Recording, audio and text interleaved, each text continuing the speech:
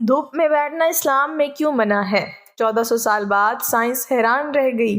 حضور نے دھوپ میں بیٹھنے سے منع کیا اور فرمایا کہ یہ شیطان کے بیٹھنے کی جگہ ہے۔ جدید میڈیکل سائنس نے آج ثابت کیا کہ جو لوگ سردیوں میں کبھی دھوپ میں بیٹھتے ہیں وہ لوگ بسم اللہ الرحمن الرحیم دھوپ میں بیٹھنا کیسا ہے؟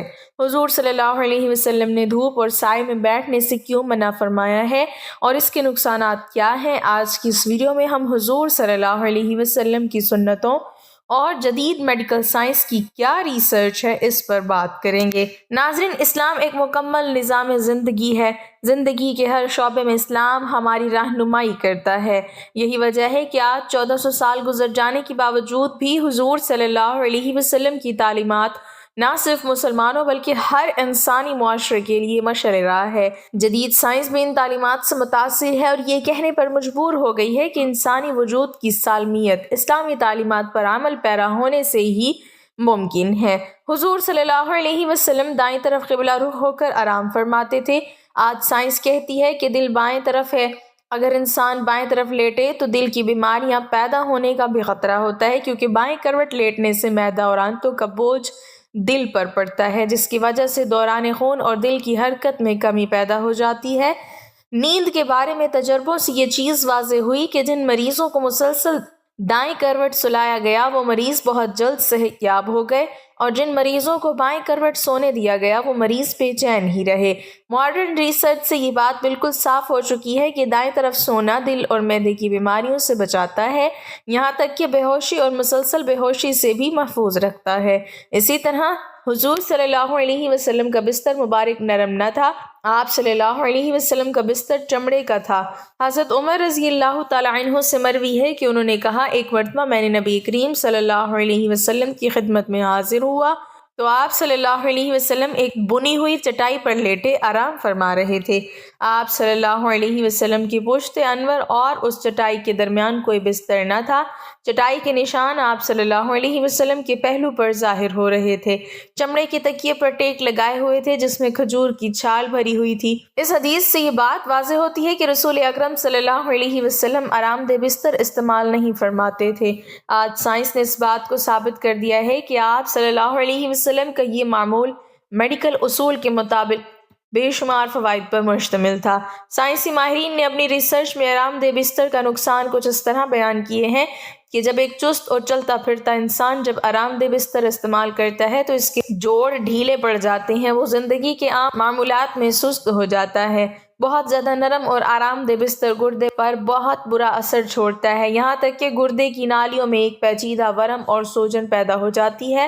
آرام دہ بستر ریڑھ کی ہڈی کو بہت نقصان پہنچاتا ہے۔ بچوں کی ہڈیاں نرم ہوتی ہیں، اگر ان کو آرام دہ بستر استعمال کرایا جائے تو ان کی ہڈیاں ٹیڑھی ہو جاتی ہیں اور پوری زندگی معذوری ان کا مقدر بن جاتی ہے۔ امریکن کونسل فار ہیلتھ نے اپنی نئی رپورٹ میں چمڑے کا ذکر بھی کیا ہے۔ ان کا کہنا ہے کہ چمڑے کا بستر بواسیر، کمر کا درد، اعصابی کمزوری اور جوڑوں کے کھنچاؤ کا واحد علاج ہے۔ اسی طرح نبی کریم صلی اللہ علیہ وسلم نے دھوپ اور سائے میں بیٹھنے سے بھی منع فرمایا ہے۔ ناظرین، انسان کو سورج کی بہت سخت ضرورت ہے، اس لیے اللہ تعالیٰ نے کائنات کی ایک مخلوق سورج کو بنایا۔ انسانی زندگی میں اس کے بے شمار فائدے ہیں، ان میں سے ایک اہم فائدہ دھوپ حاصل کرنا ہے۔ یہ دھوپ انسانوں کے ساتھ ساتھ تقریباً تمام مخلوقات کی ضرورت ہے۔ انسان کے اکثر کاموں کا دار و مدار دھوپ پر ہی ہے۔ اس دھوپ سے ہمیں دیگر فائدوں کے علاوہ جسمانی فائدے بھی ملتے ہیں، مگر ان سارے فائدوں کے ہوتے ہوئے بھی میڈیکل سائنس نے دھوپ میں سونا نقصان دہ قرار دیا ہے۔ حالانکہ اسلامی میڈیکل میں دھوپ میں سونے کے کوئی ممانعت یا نقصان کا ذکر نہیں ہے، البتہ دھوپ اور سائے کے درمیان بیٹھنا یا سونا اسلام میں منع ہے۔ حضرت بریدہ رضی اللہ تعالیٰ عنہ سے روایت ہے کہ نبی اکرم صلی اللہ علیہ وسلم نے دھوپ اور سائے کے درمیان بیٹھنے سے منع کیا ہے۔ اسی طرح سنن ابو داؤد میں ایک روایت ہے کہ نبی کریم صلی اللہ علیہ وسلم نے فرمایا، جب تم میں سے کوئی دھوپ میں ہو اور وہ سمٹ جائے کہ بعض حصہ دھوپ میں اور بعض سائے میں ہو تو کھڑا ہو جائے، یعنی وہ جگہ چھوڑ دے۔ دھوپ میں نکلنا، اس میں بیٹھنا اور خصوصاً سردی کے موسم میں دھوپ میں لیٹ جانا یہ ایک فطری عمل ہے، لیکن حدیث کی روشنی دھوپ اور سائے کے درمیان بیٹھنا یا لیٹنا منع ہے۔ حدیث میں جو ممانعت آئی ہے اس میں اہل علم کے درمیان کچھ اختلاف ہے، لیکن صحیح بات یہ ہے کہ یہ ممانعت ادب اور ارشاد کے زمرے میں ہے، اس لیے اسے کراہت یا ناپسندیدہ عمل مانا جائے گا، حرام نہیں، کیونکہ حرام عمل ماننے کے لیے کوئی صحیح دلیل ہونی چاہیے۔ گویا دھوپ اور سائے کے درمیان لیٹنا یا بیٹھنا مکروہ ہے، حرام نہیں ہے۔ آدھا دھوپ میں آدھا سائے میں بیٹھنے کا طبی یعنی میڈیکل نقصان یہ بیان کیا جاتا ہے کہ میڈیکل سائنس یہ کہتی ہے کہ اس طرح کرنے سے انسان کے خون کی گردش میں فرق آ جاتا ہے، یعنی جو حصہ دھوپ میں ہوگا اس میں خون کی گردش تیز ہوگی، جبکہ جو حصہ چھاؤں میں ہوگا اس میں خون کی گردش آہستہ ہو جائے گی۔ لازمی طور پر جسم کی گردش کا دو رخ ہونا اس کے لیے بیماری کا سبب بن سکتا ہے۔ سبحان اللہ، کیا حکمتیں ہیں فرمان رسول صلی اللہ علیہ وسلم میں۔ جب سائنس کا کوئی وجود ہی نہیں تھا تب ہی سب بتا دیا۔